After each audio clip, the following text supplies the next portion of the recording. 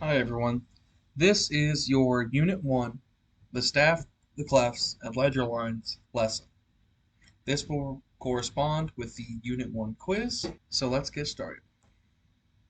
The first thing we learn about is the staff. The staff is made up of 5 lines and 4 spaces. This is where you will see notes written and will help you understand what notes are which. The things that are on your screen now, the clefs, are what help us determine how the spaces are read. So on the left, you have the treble clef. On the right, you have the bass clef.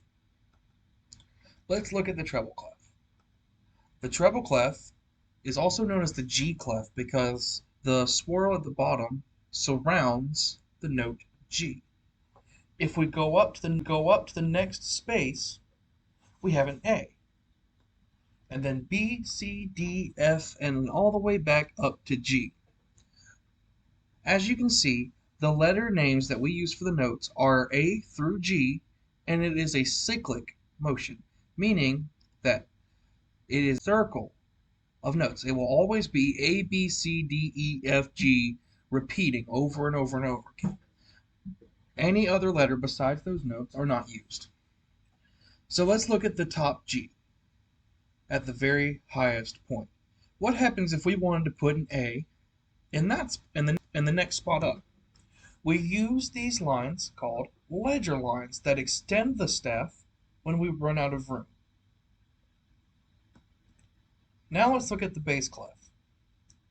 The bass clef is also known as the F clef because the 2 dots on the clef surround the F line, and the dot on the farthest most left side that begins the swirl of the bass clef is also written on the F line. You'll notice that these notes are placed differently than on the treble clef. Keep this in mind when you're learning. So as you can see, we have F, G, A, F, E, D, C, B, A, G. Again, notice that we only use A through G, just like on treble. Now, let's look at the grand staff.